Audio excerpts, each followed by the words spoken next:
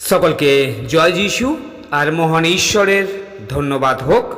আজকে সেই সুন্দর একটা দিনেতে আমাদেরকে আরেকটিবার তার বাক্য উচ্চারণ করতে এবং শুনতে আমাদের উভয়কে সাহায্য করছেন, তাই মহান ঈশ্বরকে ধন্যবাদ জানিয়ে আজকে সেই প্রচার আমরা শুরু করি। আর আজকে প্রচারের জন্য যে বিষয় আমার রয়েছে আর সেটি হলো খ্রিস্টের জন্য প্রথম শহীদ।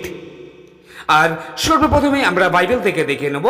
আর বাইবেলে যদি আমরা দেখি প্রেরিত তার 7 অধ্যায় 59 ও 60 পদ, সেইখানে এই রূপ লেখা রয়েছে যে এদিকে তাহারা স্টিফেনকে পাথর মারিতেছিল, আর তিনি ডাকিয়া প্রার্থনা করিলেন, হে প্রভু যীশু, আমার আত্মাকে গ্রহণ করো। পরে তিনি হাঁটু পাতিয়া উচ্চস্বরে কহিলেন, প্রভু, ইহাদের বিপক্ষে এই পাপ ধরিও না। ইহা বলিয়া নিদ্রাগত হইলেন, আর শাউল তাহার হত্যার অনুমোদন করিতেছিলেন। ইহাই ঈশ্বরের বাক্য। স্টিফেন ছিলেন যে সেই নিউ টেস্টামেন্টের অর্থাৎ নতুন নিয়মের একজন প্রথম শহীদ সেই খ্রিস্টের জন্য। তার গল্প এই নিউ টেস্টামেন্টে খুব বেশি দেখা যায় না। যাই হোক, তার সম্পর্কে প্রদর্শিত একমাত্র জিনিসটি দেখায় যে তিনি কী ধরনের ব্যক্তি ছিলেন। আজকের এই প্রচারে আমরা সেই স্টিফেনের জীবন এবং তার শহীদ হওয়ার সম্পর্কে আজকে আমরা জানার চেষ্টা করব। তাই সকলকে অনুরোধ করব আজকের প্রচারটি ধ্যানপূর্বক শোনার জন্য। সর্বপ্রথমে আমরা জানব যে স্টিফেন কে ছিলেন। বাইবেলের স্টিফেন সম্পর্কে খুব বেশি পটভূমির উল্লেখ করে না। তার কাহিনী শুধুমাত্র প্রেরিত 6 অধ্যায় এবং 7 অধ্যায়েই পাওয়া যায়। তার নাম প্রথমে প্রেরিত তার 6 অধ্যায় 5 প্রদর্শিত হয়। তারা স্টিফেনকে বেছে নিল যে একজন পুরুষ যে বিশ্বাস এবং পবিত্র আত্মার পরিপূর্ণ। তিনি ছিলেন প্রারম্ভিক গির্জার দায়িত্বের জন্য নির্বাচিত 7 জন পুরুষের একজন। তিনি ছিলেন বিধবা, অনাথ এবং বয়স্ক মহিলাদের যত্ন নেওয়ার জন্য একজন ডেকন। এছাড়াও তিনি ঈশ্বরের অনুগ্রহ এবং শক্তিতে পূর্ণ ছিলেন, মহান আশ্চর্য কাজ করেছিলেন এবং লোকদের মধ্যে তিনি গান করেছিলেন। যদি আমরা বাইবেল থেকে দেখি, সেই প্রেরিত 6 অধ্যায় 8 পদে আমরা দেখতে পাই। এটি লক্ষণীয় যে সব সময় এমন কিছু বিশ্বস্ত বিশ্বাসী ছিলেন যাদের প্রভুর প্রতি ভালোবাসা এবং প্রতিশ্রুতি এটাই উজ্জ্বল ছিল যে তাদের চারিপাশের লোকেরা তা লক্ষ্য করত। স্টিফেন ছিল এমনই একজন পুরুষ। স্টিফেনের ব্যক্তিগত জীবন সম্পর্কে কিছুই জানা যায়নি। তার বাবা, মা, ভাই, বোন বা স্ত্রী ও অন্য সন্তান ছিল কিনা, তবে তার সম্পর্কে যা জানা যায় তা আসলেই গুরুত্বপূর্ণ। সে একজন বিশ্বস্ত ছিল, এমনকি নিশ্চিত যে মৃত্যুর মুখোমুখি হলেও। স্টিফেনের জীবনের যে গুরুত্বপূর্ণ বিষয়টি জানা যায় তা হলো যে যখন তাকে অভিযুক্ত করা হয়েছিল এবং সানহেড্রিন আদালতে হাজির হয়েছিল, বাইবেলে পরিষ্কারভাবে বলে, যদি আমরা বাইবেল থেকে দেখি প্রেরিত তার 6 অধ্যায় 15 পদ, যে তার মুখমণ্ডল দেবদূতের মুখমণ্ডলের মতো ছিল। এটা ছিল যে স্টিফেন কে ছিলেন, তার পরিচয়।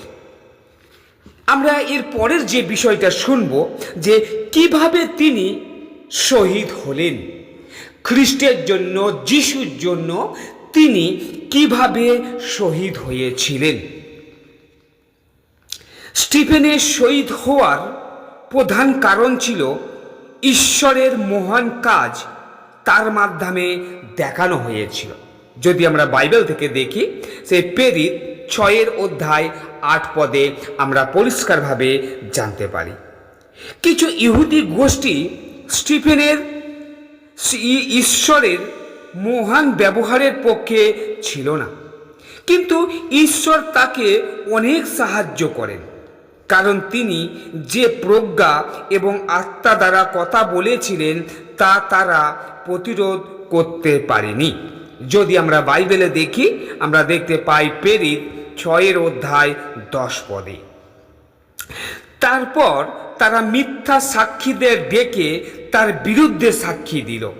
তারা লোকদের, প্রবীণদের এবং ব্যবস্থার শিক্ষকদের উত্তেজিত করেছিল এবং তার কাছে এসে তাকে ধরেছিল এবং তাকে মহাসভায় নিয়ে আসা হয়েছিল।